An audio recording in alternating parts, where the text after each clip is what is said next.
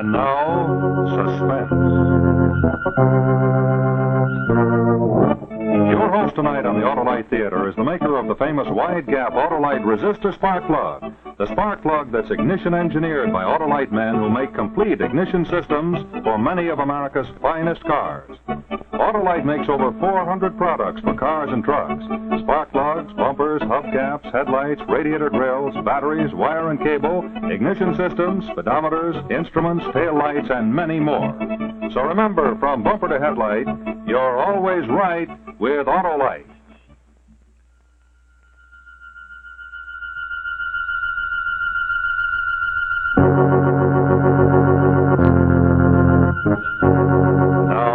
And its 60,000 dealers and service stations everywhere present the famous suspense story of the supernatural.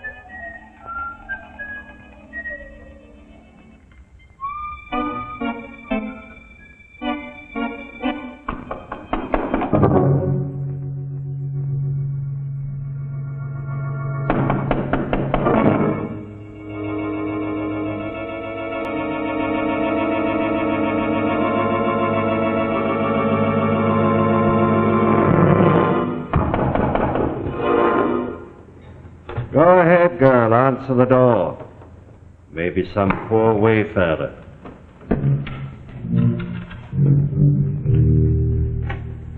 Could you put us up for the night? Sorry, sir. The house is full up. But my wife's in the car and she's quite ill. We've been driving for miles and miles over these blasted moors. Sorry, sir. But you can't be full up. Why, the house looks empty. That's right, sir. We're full up and closed. But we really don't need a bed. We will sit by the fire all night.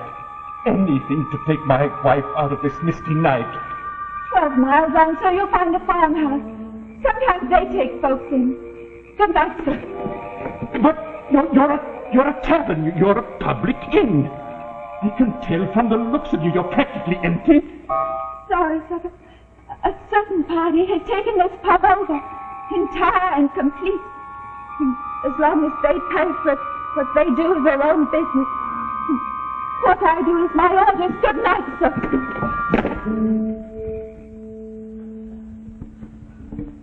How much longer are you keeping us here for, Top? He won't tell you. Never know a thing with the top. He's a quiet one. How long did you rent this here pub for? Your turn, Albert. Will that be all for tonight, then, sir? It's late, you know. You can leave out 3 meat pies and 2 bottles of claret. Yes, sir. And whiskey. They're all on the dresser. Good night, sir. Wait. You're the only one sleeping in now? You sleep alone in the garret, do you? I do. Well, I hope you sleep well tonight. And if you should hear anything irregular, don't feel you have a duty to get up and investigate. Oh, no, sir, I won't. Indeed, I won't.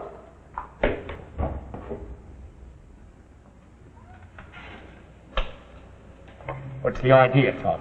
What are you up to, anyway? Never tell us, would you, Top? Oh, he's a clever one, mates.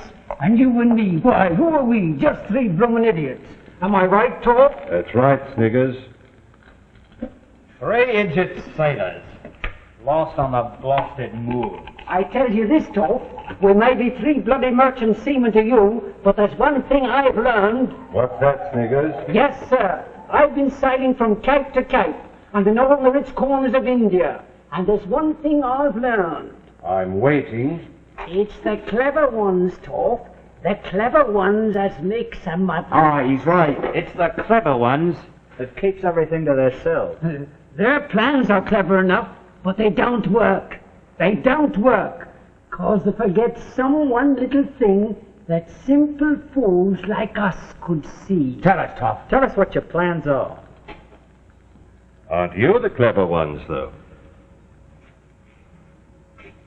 I know what he's keeping us here for. So they can't find us. But I'm sick of it. How can they find us? They're nothing but 3 heathens. Who's afraid of 3 heathens, eh, Sniggers? We can't keep hiding forever, and then running and hiding and running forever, the whole black world over. Remember that first night in Bombay? Aye, that was the Toff's mistake then. He was clever, all right. He was so clever he lets them follow us right onto the boat. That's where the old trouble started. If them 3 heathens hadn't followed us onto that boat, we might have had our little trophy sold by now. Aye. Am I right, Sniggers? Sold and the money divided between us like we always said. Aye. How much do you figure that ruby's worth? Any price. How much is any price? Any price we ask. That's how much the ruby will bring. Oh, and here we sit on the misty moors. Of course, you can't ever let on with the temple, Ruby. Folks is superstitious. Aye.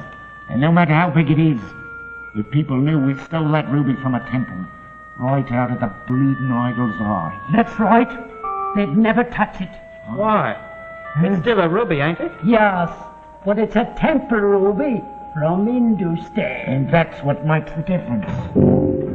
Did you hear steps? I heard something outside. Wasn't steps exactly. Wind. That's all wind. Wind, foggy night. What'd you say, mates?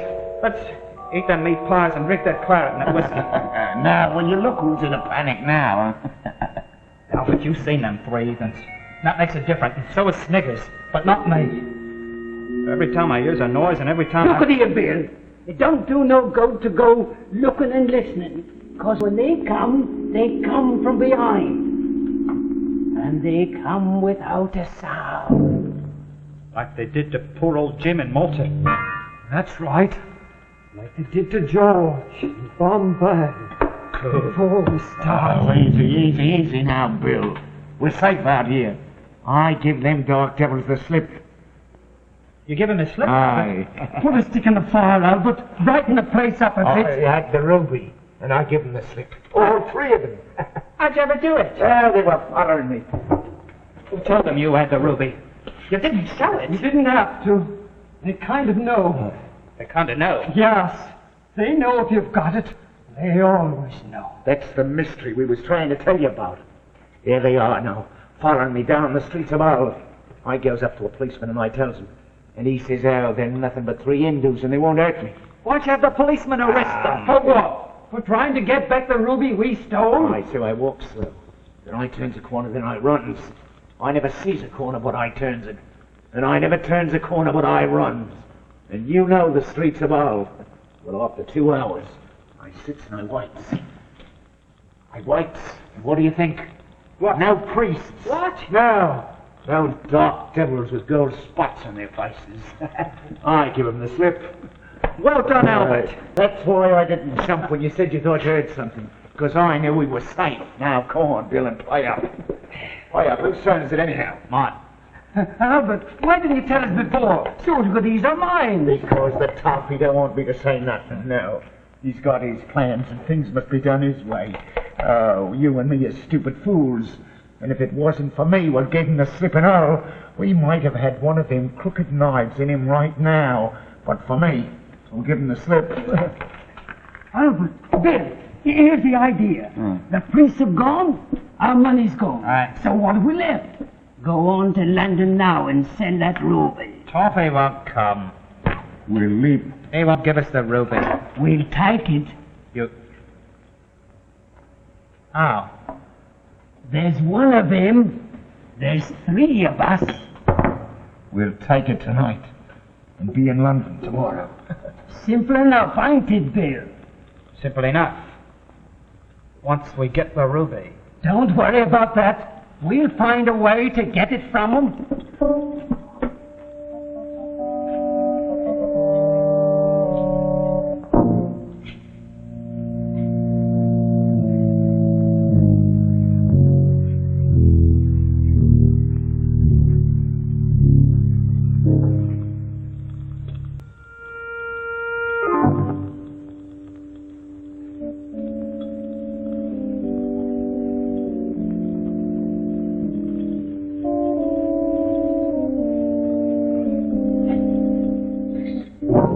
Come on, please. Well, goodbye, old man. We'll see that you get your fair share. But there's nothing to do here. No girls, no dance halls. We must sell that ruby. I'm not a fool, Bill. Oh, of course not. Of course you ain't. And you've helped us a lot. Well, goodbye, old man. Say goodbye. Of course. Goodbye. And open the shutters again, Bill.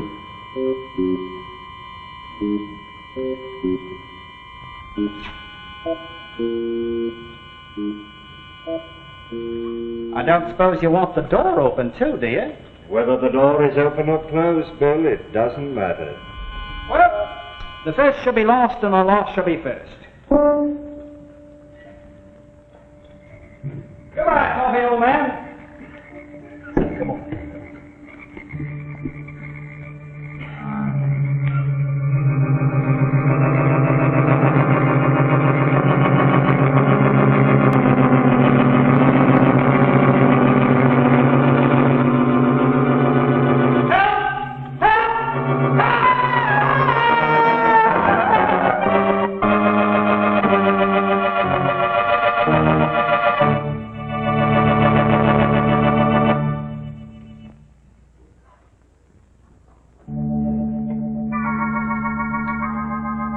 In just a moment, we'll bring you the second act of Lord Dunsany's famous story of the supernatural, A Night at an Inn, starring Boris Karloff. While we're waiting for the curtain to go up, I'd like to tell you a little story about an amusing incident that happened recently. It seems that one of our local luminaries, Marvin, the mystical magician, had gotten himself all duded up for a big appearance over on the other side of town. Now, this Marvin was smooth all right, but you couldn't say the same for his car. It was missing and bucking like the Indian rope trick gone wrong. Well, our friend Marvin did his darndest. He took a deep breath, leaned back, and cut loose with a real powerhouse spell. Marvin could make elephants vanish and a whole stage full of people disappear, but he couldn't get rid of that engine miss.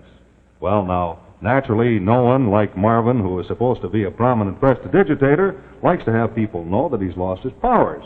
So our friend Marvin came in for some real Autolite magic. What he got wasn't really magic. It was a combination of Autolite service and Autolite ignition engineering know-how. Well, his case was very simple. It was a case of old worn-out spark plugs. So, without any abracadabra, we replaced those old plugs with some really new wide-gap Autolite resistor spark plugs. No, sir, it's not magic that makes the Autolite resistor spark plugs the wonders that they are. It's ignition engineering, the years of research by Autolite engineers that developed the sensational new resistor that's built into all Autolite resistor spark plugs. Remember that resistor. It isn't magic either, but you'll think it is when you see how its low rate of electrode erosion permits a wide initial spark gap setting. You see, it's the wide spark gap that permits you to use a leaner gas mixture, and that means actual gas savings for you. Not only that, the resistor that permits that wide gap setting helps you get a smoother idle, too, and increases electrode life 200% and more. Also, those Autolite resistor plugs cut down on radio and television interference. Yes, it's the resistor that does that, too. Well, Marvin drove out of here as smooth and slick as pulling a rabbit from a hat as soon as we equipped his car with Autolite resistor spark plugs. So take a tip from Marvin and replace your old worn-out narrow gap type spark plugs with a set of those sensational new Autolite resistor spark plugs. Remember, from bumper to tail light, you're always right with Autolite.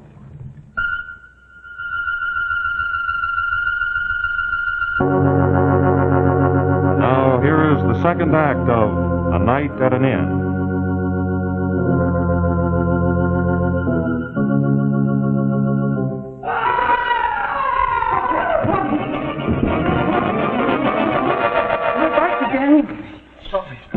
So you are. How did they get here? How did they get here, Tom? They walked, of course. But it's 80 miles from here to Hull. Did you know who was here, Tom? Expected them about now. 80 miles. What are we to do, Toffee? Ask Albert. If they can do things like this, there's no one can help us but you, Toff. I always knew you was a clever one. We won't be fools no more. We'll obey you. You're strong enough and you're brave enough. And not many would steal a ruby eye from out an idol's head. And from such an idol as that was to look at, and on such a night, too. You're brave enough, Bill, but you're all three of you fools. Jim would have none of my plans, and where's Jim? And George, what did they do to him? Don't, Tommy, So your strength is no good to you. You need cleverness, or they'll have you the way they had Jim and George. We know. Those black priests will follow you around the world in circles, year after year, until they get the ruby eye. And if we die with it, they'll follow our grandchildren. And this fool thinks he can escape from men like that by running round 3 streets in the town of Hull. What's truth? You haven't escaped them, because they're here. So I suppose. You suppose? I took this place especially to receive them. Well, you're a deep one. I saw something just then. Hadn't we better shut the shutters? Don't shut the shutters. But, Toffee, they can see us. One doesn't let the enemy do that. I don't see why... No, of course you don't. No revolvers now. Well, why not, Tom? Don't want any noise at my party. We might have guests who haven't been invited, but knives are a different matter. I think they're coming now, Toffee. Not yet. Well, when will they come? When I'm quite ready to receive them, What do you do when they come? I shall do nothing. What? They'll creep up behind me. And then my 3 faithful friends, Sniggers and Bill and Albert, will do what they can. You can trust us, Toff. If you're a little late or slow, you'll see reenacted the cheerful spectacle that accompanied the death of Jim in Malta. Don't, Tommy. All right. Leave me there, all right? Now, I shall sit here, with my back to that door. Now, you 3 go out, one by one. Mind now, be sure you cross that open window, so they'll think you've gone to the other room. I get it, Toffee. Then, crouch low, creep back, so that you'll be hiding here when I need you. Night, Toffee. Night, Tommy. Good night, Tom. Turn out the lights. Think the firelight will prove more inviting. No revolvers now. The police in Yorkshire are proverbially inquisitive.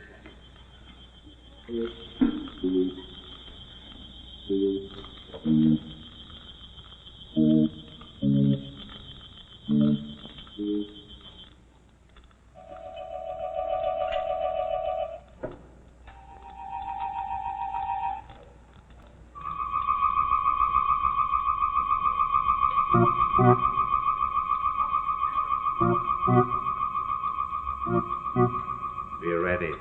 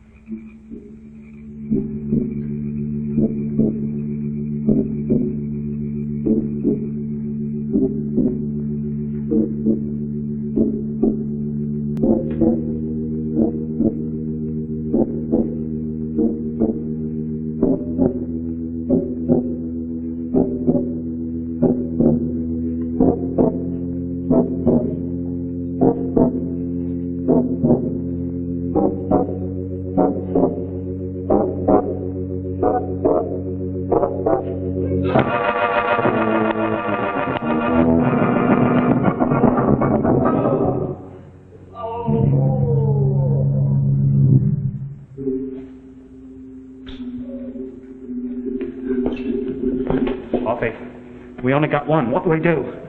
Only one? Yes. Very well. You shall now witness my demise at my Yorkshire residence. I shall be knight, and you'll be ready to receive guests.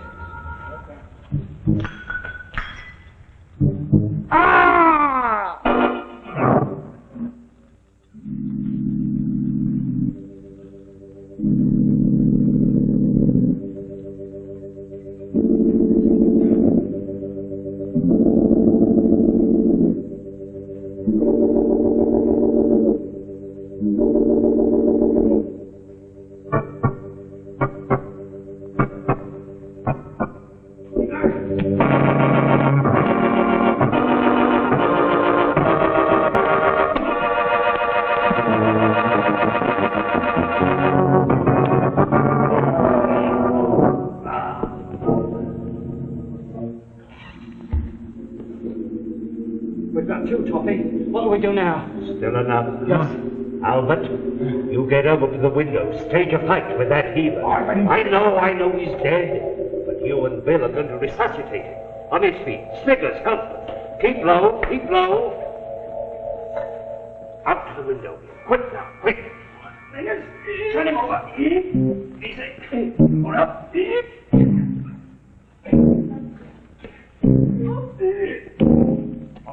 Walk it.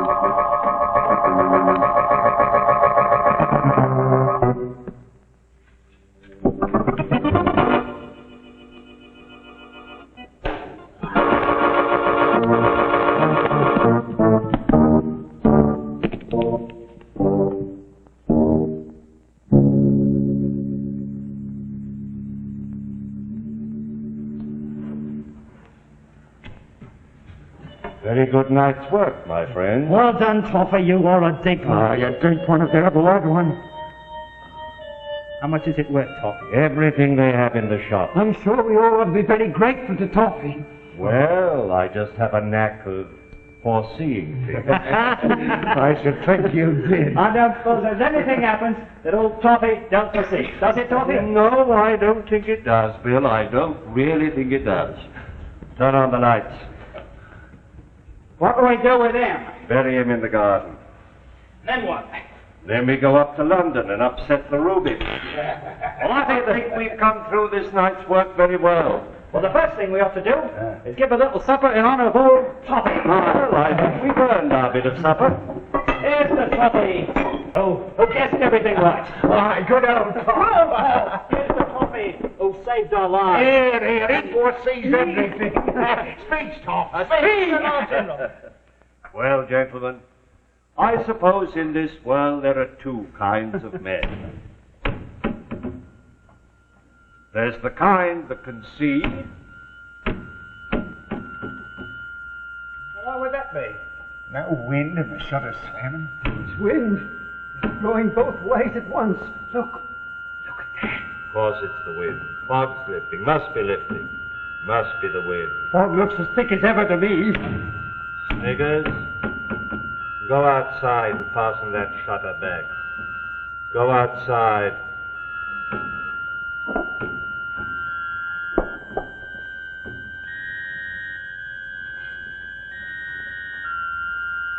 Well, gentlemen, as I was saying, in this world there are two kinds of men. Those who can see and those who can foresee. Now, the advantage of being able to foresee... Stop it! I've been thinking about my share in that ruby. I don't want it, Toffee. I don't want it. Nonsense, Sniggers, nonsense. You should have it, Toffee. You should have it yourself. Only Si Sniggers has no share in this here ruby. Say it, Toffee, say it. Want to turn informer, Sniggers? Toffee, take back my share, Toffee. Take it back. What do you mean? What are you driving at? I'm saying, I saw something. I saw something what I didn't like. What didn't you like? Toffee, take back my share. Please take it, Toffee. What have you seen? The idol. I've seen a beastly idol. You couldn't have. Take back my... He's blind. He's groping. He wants that ruby eye back. Then give it back, Toffee. Please, Toffee, please You're give it great. back to him. I dare you, Toffee. Put that ruby in the window and you'll see. That's what he wants. That's what he's groping for. That's what he must have.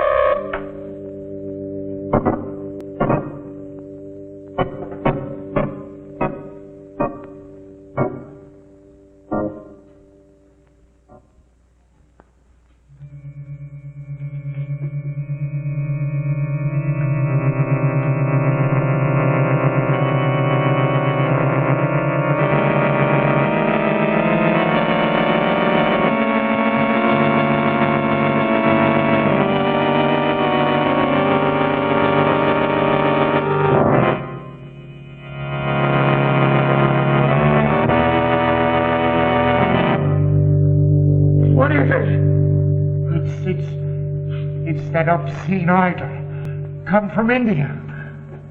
It's taking its eye. We're saved. Safe. Mr. William Jones, able seaman. Albert, what is it?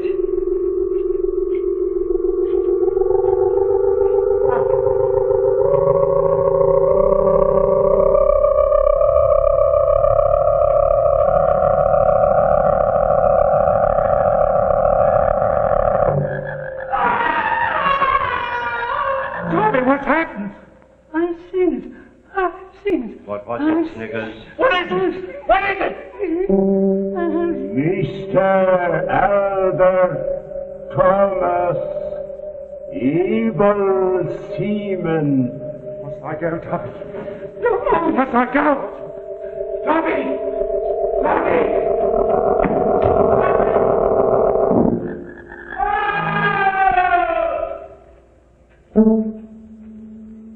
Mr. Jacob Sniggers Smith, able seaman. I can't go, Daddy. I can't go.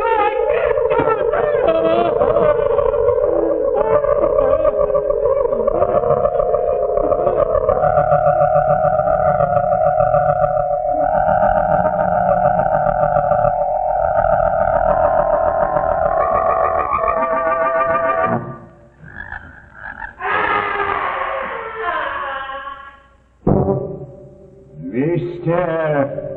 Arnold Everett Scott Fortescue, late Esquire. Too late, the tofty. This I did not foresee.